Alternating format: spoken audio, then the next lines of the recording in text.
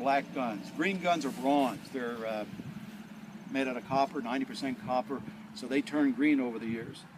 If you look down a green gun, they're smooth in the barrel. Smooth bores, which means they fire round ammunition.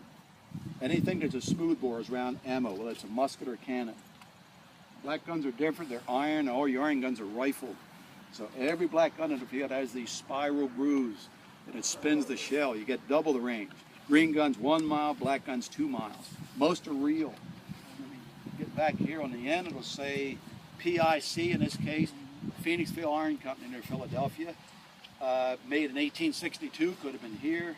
You have an inspector's initials, a serial number. One of the safest guns made out of wrought iron. Those other black guns with a big band on the back are dangerous, made out of wrought iron. That stuff doesn't give, it breaks like glass. They blow up and kill the gun crew. They call them widowmakers. Anyhow, if it's a rifle gun, they're going to fire bullet-shaped projectiles like these. They have 4 different kinds, depending who the target is and what it's doing. If you want to destroy another can, a little piece of metal won't do much damage. You fire your solid projectile called shot. But if the enemy's coming at you in a wide, shallow line, you want kinds that blow up in little pieces. That'll spread the iron and makes it deadlier. Case shot or shell blew up. They detonated either from a time fuse or a contact fuse. The deadliest kind was canister I just mentioned.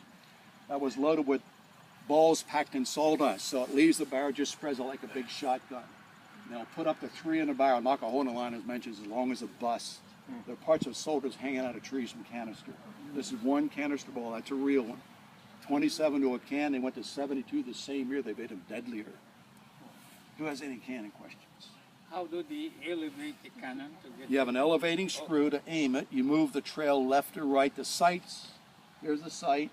There's a cradle here which holds the bar sight. So the gun looks down the sights and aims it. There's 16 men to a cannon. 6 are drivers for the 12 horses. So you have another 10 guys around the cannon or the ammo chest. That's what pulled the cannon right there, the limber. So the man that's preparing shells, cutting fuses, screwing them into the shell, carrying it up here. Behind that you got a limber and a caisson. Caissons have the spare wheel in the back. So each cannon had 2 limbers and 1 caisson. Loaded with ammo, you're talking about 4 tons for 12 horses. Sounds like a lot, it isn't. The average lifespan of a mature horse was 7.5 months. How do you prevent the cannon from moving There should back? be a statue just to the horse. The horse statue, not to the horse. They said one of the saddest sights when the battle was finished, these limping animals, they're trying to squeeze in line with the other ones as they left. In the movie, they show these things recoiling about 6 inches when they're fired. Because How of far do shooting they air. actually recoil? 6 to 12 feet. So how do you prevent from moving back or forward? They don't. You can't tie it down, you break your wheels or your axle. So They have to push it back. every time you fire, then it Yes. kicks and then... You gotta, sometimes you put a chalk mark Oh, yeah. to get it back. You got all that smoke. You're guessing. You're wasting ammo. Pick a charge with a big waste of ammunition. Your first fire is never accurate. You got about 15 minutes to hit your targets. After that, you're just firing through the smoke. One officer kept screaming, every time you fire that, it costs $2.67. What would it cost today? Let's talk about bullets. There's the most commonly used bullet of the Civil War soldier, the .58 caliber mini ball. Caused an ugly wound, a lot of amputations. Today, the American Army uses the M16, a little bigger than a .22. They kill you differently. They travel 3 times faster. That goes in you so fast it sucks tissue behind. It's called cavitation. Most of your body's made out of water, turns your flesh into jelly, and it's spinning when it's going through. It's destructive. But it doesn't have any knockdown power. We're having trouble with that bullet today. They're working on a bigger caliber right now. They need to get that enemy soldier down, because if he's heading for you, you want him down. He might be dead in 10 minutes, bleeding to death, but you got to get him down. But he's still So firing. these soldiers Still today, firing. I talked to them, they had to hit him 2 or 3 times to get him to drop. Here's the biggest bullet used here. This has knockdown power. That's the .69 caliber. Then every 10th bullet he fired, at least the Union Army, was a cleaner bullet. That is a zinc plate in the bottom and scrapes some of the film out. Can't fire your weapon all day long, it won't work. Whole units have to be pulled out to wipe your guns clean. They're still using thousands of the old technique, the old smooth bore, not very accurate. In fact, some of the troops use that bullet with 3 pellets back behind it. Gave them 4 chances to hit their targets. It's called buck and ball. Buck and ball. Okay, one other device back at the cannon. This is what set the powder off at the barrel, the friction primer, like a little rocket. They bend the wire back, stick it down the vent.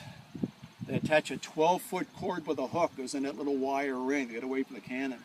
When they pull that wire, that'll shoot sparks in the powder bag, and that's where you get that recoil, 6 to 12 feet. Questions? How often could they reload? How quickly?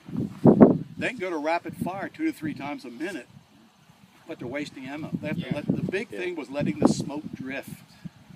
Your smoke, their smoke. If you're firing through the smoke, you're wasting ammo.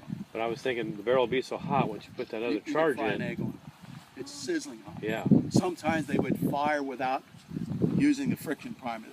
They take their thumb off. They use a thick leather glove on the thumb, called a thumb stall. You have to do that because when he's loading it, or sponging, first you got to sponge it to get the water or the sparks out. He dips in the water, he pushes the sponge back. If you don't have your thumb there, it's a piston. You're pushing air and sparks. You're going to go out that hole. You hide sparks in the hole.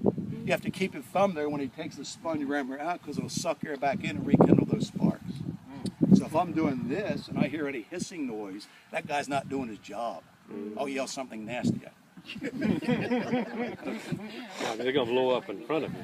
Yeah, if that thing goes off, you'll see his arm kind of across. Yeah. The primer going down in there too quick, it'll blow it out. Okay, let's take 5 for pictures and back on the bus in 5. Keep you on the schedule here.